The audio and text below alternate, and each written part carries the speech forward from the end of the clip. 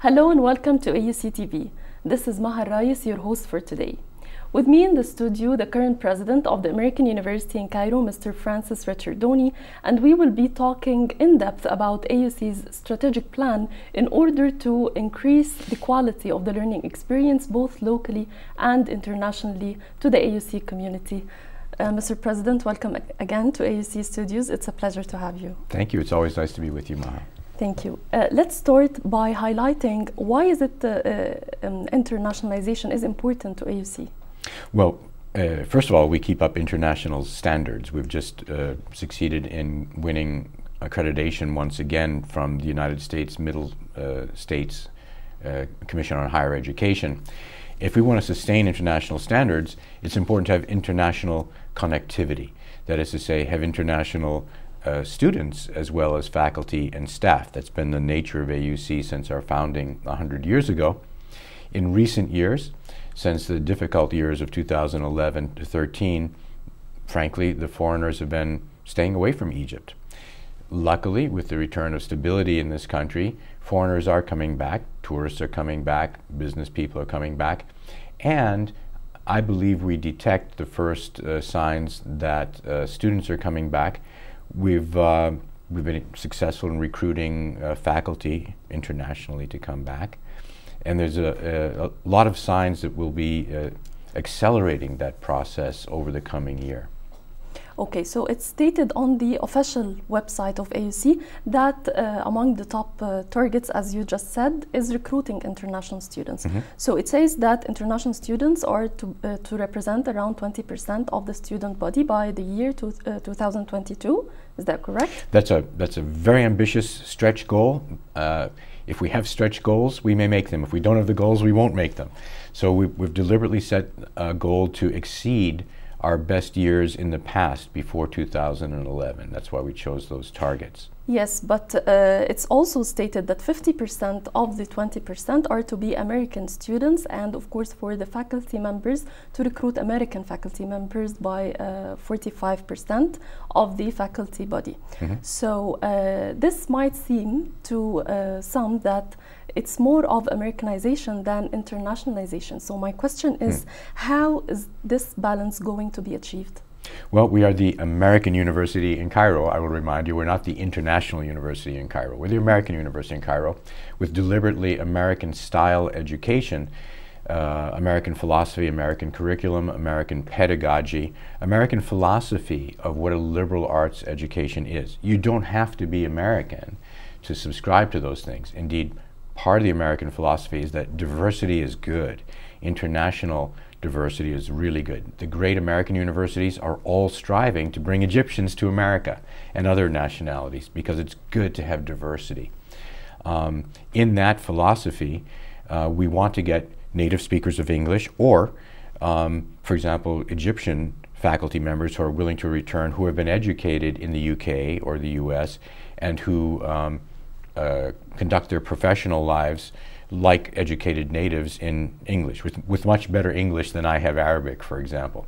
The students who come to us expect to graduate from AUC with a level of English that is equivalent to that of an educated native of the UK or the United States. So the question is not Americanization to the exclusion of others. On the contrary, the American concept of contemporary high quality higher education is to have international diversity. So the best universities in the United States are striving to bring Egyptians, Chinese, Indians, people from everywhere, and so are we. Just this month we had a wonderful conference bringing Chinese and Africans here. Yes. And we very much want to bring more East Asians, more Africans, more South Asians, as well as Europeans and Americans. So I wouldn't understand that idea of bringing the Americans back to mean bringing back only Americans or exclusively Americans or primarily Americans. It's to really make sure our standards stay high and go ever higher in terms of the best practices around the world. So we want to have people from everywhere. And AUC signed an agreement with Harvard University last year. So my question is, are we planning to replicate such agreements with other prestigious universities? Absolutely, and not just planning to do it, we are doing it. We have a number of agreements that had been effective and had brought students from not just the US, but also the UK, other countries to AUC over the years, and which made it easier for us to send our students out at least for summer terms or short experiences that have been very meaningful.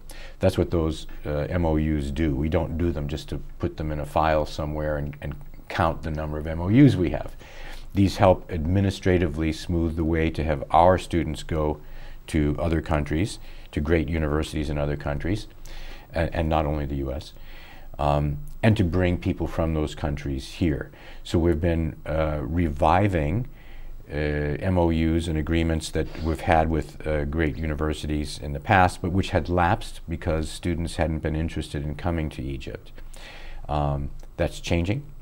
Administrators all across the US and the UK are coming back to Egypt to check it out for themselves, to see that the country is safe.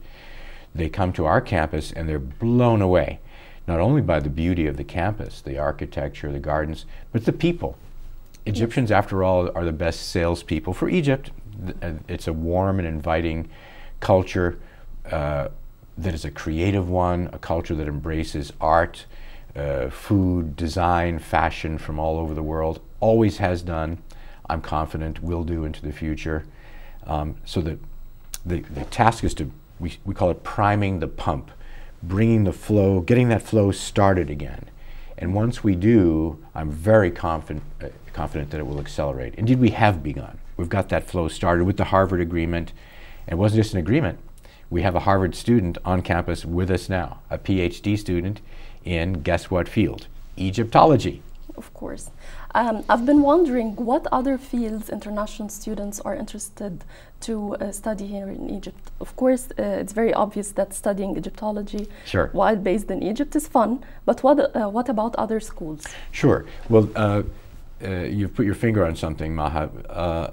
A lot of the topics that would appeal to foreigners aren't the first choice of many Egyptians. If you're an Egyptian, you might be fascinated by your country's history. You should be. But many are not. Often foreigners are more interested in not just ancient Egypt, the pharaonic period, but also medieval Egypt, the Fatimid times, the Ottoman times, through contemporary times, and looking forward. But so it's not only those specialty items, Arabic language, for example, Islamic art and architecture, not only those things. We're making the case to foreign students that they can come and continue without interruption their studies in business, their studies in engineering, because we are accredited in those areas. You can be an athlete in an American school studying whatever, and maybe you didn't think about coming overseas because you didn't want to lose your training in whatever your sport is along with your academics. We explain to them, you can do first-class athletics here. We now have an American coach, Bob Riasso, who's really upped our game, literally all our games in athletics, to appeal to American and other international athletes who want to get a fine and accredited education in any field that they're doing. Comp Lit, comparative religion, philosophy, theater, music, business, engineering, global affairs and public policy, political science, history. You can come here, do whatever you're doing in your home university in the UK, US, Italy, China. Mm-hmm. And if squash is your game, you can come to the squash capital of the world, which is Egypt. Or football, or tennis, or water polo, all these different things that we offer. Okay, so we have more than 100 universities listed as partner universities. Mm-hmm. So I would like you to elaborate more how efficient such agreements are in increasing the number of outgoing students and, of course, incoming students as well. They're very, very helpful. For outgoing students, we have very, very high demand. Most of our students, of course, 95% of our students are Egyptians. They come here, they advance what is usually already very good English, and they they become accustomed to an international standard of curriculum, of pedagogy, of intellectual activity in their capacities as students, how to study, how to act. When they get that down, they're ready to go to any great school in the United States or the UK, or I'd say or Canada, any place where there's a sort of native, English is spoken as a native language. So going outbound has not been an issue or a problem in these past many years. There's great demand and there's great receptivity on the part of universities outside of Egypt to have Egyptian students from AUC, because we're a well-established brand. Our students are known and sought after. This year we've got, I think, 3 going to Stanford on scholarships or on fellowships at the graduate level. That's pretty good. We've had them at MIT and at Harvard in recent years, just in the 3 years I've been here. So going outbound, our brand is very high. Our students are sought after. So that's great. Coming inbound is the trick. We have to do everything we can not only to reassure students, parents, administrators, faculty members that Egypt is safe and welcoming and desirable, but we also have to make it easy. We have to not impose a lot of bureaucratic hassles. Easy if funds are involved, we make it so people can pay their tuition at their home university and we count it here. That's one thing that these MOUs do, so that those universities then let our students pay tuition here and do it there. Usually we're much cheaper than those universities, so our students are getting a good deal. We have to have the same number of students coming from those universities to balance it all out. That's what those MOUs do. They're very practical. They're not philosophical. Oh, let's do more to cooperate. They're very specific about administrative arrangements that might sound boring, but they're really important to facilitate, to smooth the way for foreign students to come to Egypt. Okay, moving on to AUC's image in the mainstream media. Mm-hmm. You mentioned in your interview with Al-Masri Al-Yawm that how depressing it is for us as Arabs and Egyptians in specific to have this in-depth knowledge about the American culture, whereas they don't have the same amount of knowledge about us in return. So what are the practical steps AUC is following in order to improve the perception of Egypt and the Egyptian culture as a whole to the international community? Sure. Yeah, the point I made in Al-Masri Al-Yawm is that in my life, my previous profession as an American diplomat, it was an observation all of us had that wherever we served abroad as American diplomats, the people in those host countries knew much more about the United States, and not only its culture, but also its history and pop culture and other things, than Americans bothered to learn about foreign countries. And it often surprises people outside the United States how little Americans know about it. So number one, AUC's mission is to be a two-way bridge and not only help Egyptians and people from this part of the world get a global standard of English and intellectual skills and knowledge about the outside world, but also to help greater and greater numbers from the outside world come to Egypt and learn about Egypt from within, the truth about Egypt, the fuller facts about Egypt, what it's like to live here with Egyptian friends, be in an Egyptian home with an Egyptian family. How do they think?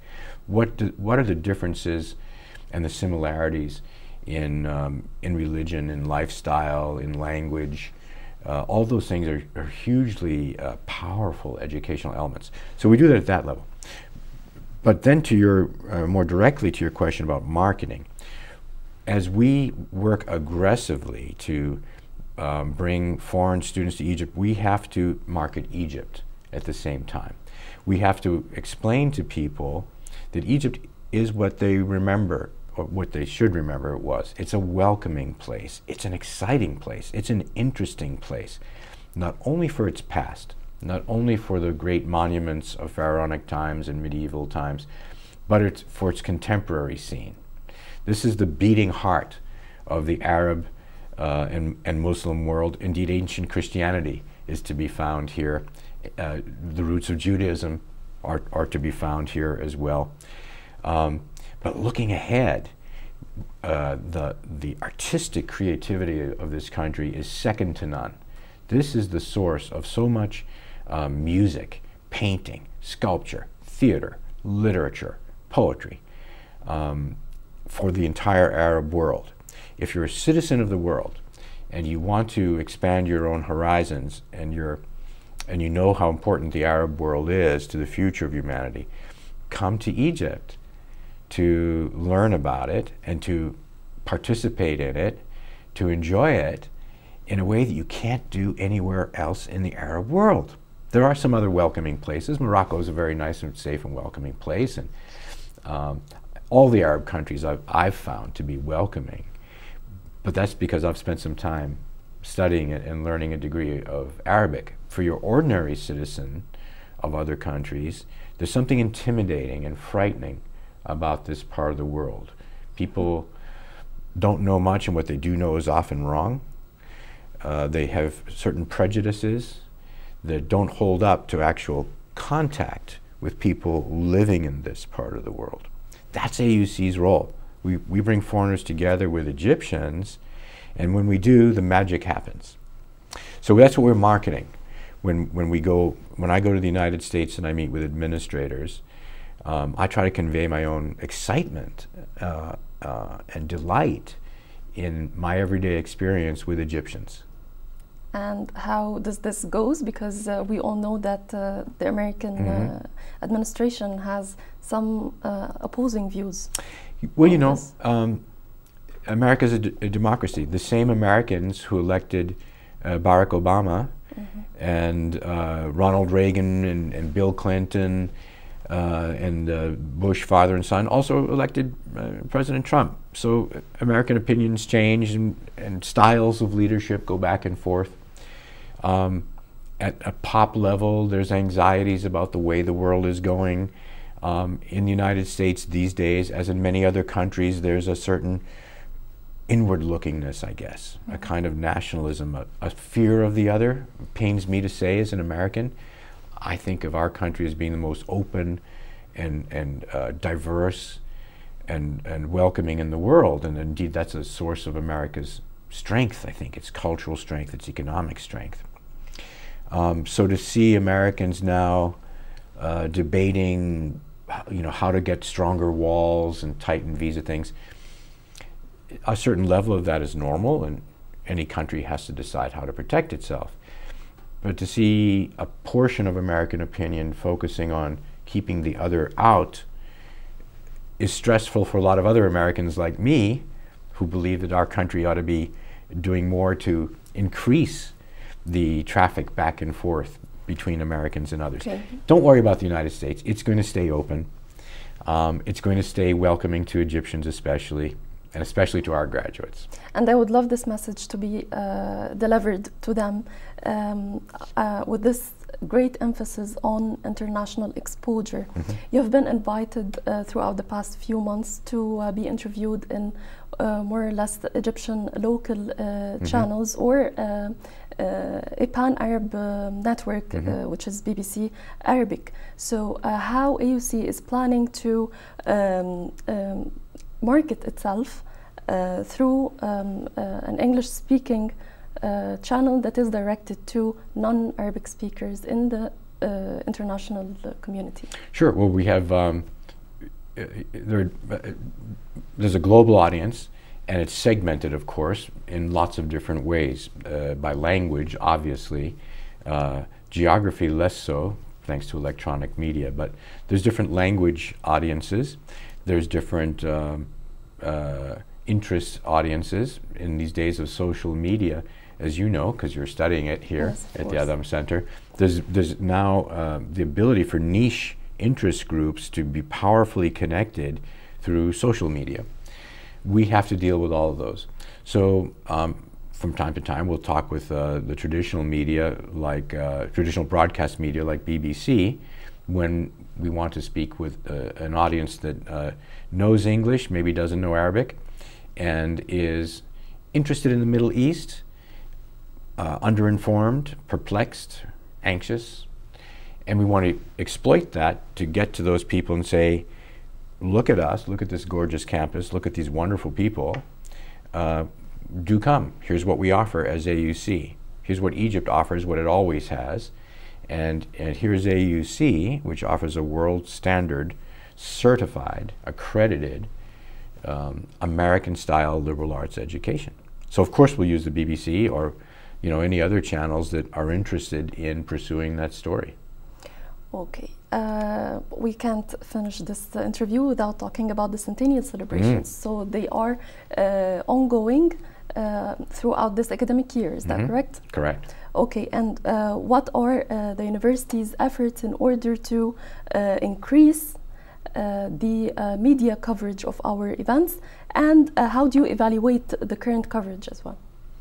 I think the current coverage has been very, very good. We've had some impact even internationally where we want to, because we want, again, to reassure everybody that Egypt is safe and open and inviting, and we're here as an English-speaking portal. Don't worry about the language part. Don't worry about losing time in your educational progress. If you're a student, you can come here, keep up your educational progress, and enjoy Egypt too. So we put that message out, and I think I know it's having impact. I can point to that impact.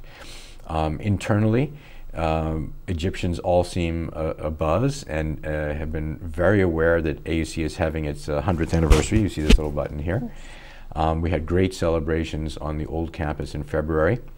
We've had a series of events. Some amazing speakers have been there. If you go and do the metrics, looking at the hits online, the viewership, whether it's on Facebook or Twitter or any of the social media, you will see that the numbers have gone up quite a bit since we've launched this centennial year in February. And every time we do a special event, we get more. We got a lot of attention this past week with several incredible activities. We had, as I mentioned, the Chinese Africa Forum here in the run-up to President Al-Sisi's conference at the new administrative capital. We had them for 2 days before going there. At the very same time, last Thursday, we had Norman Foster and a number of other world-renowned prize-winning architects speaking at AUC in a conference sponsored by the Lafarge Company, where we focused on Egypt and AUC as a regional center for design and art and architecture. And we took on some of the contemporary world problems that architecture has to address. That got a lot of attention as well. We had sellout crowds. Next month, we're going to be having in New York City an amazing event at the Metropolitan Museum of Art, Temple of Dandur, which was a gift of the people of Egypt to the people of the United States in the Nasser Kennedy era. That's going to be a big gala dinner, not only a fundraiser, but something to reawaken the consciousness among Americans in New York that Egypt is still here. It's great, it's open, it's colorful, it's beautiful, it's exciting. So the centennial has really helped, I think, have a global impact as well as an impact in the national media. Okay, thank you, Mr. President, for being with us today. Very much my pleasure. Thank you, Maha. And that was our interview with the current president of the American University in Cairo, Mr. Francis Ricciardone, and we talked about the goals of AUC for internationalization and, of course, the cross-cultural experience and how to enhance it. This was Maha Elrayes, and see you next time.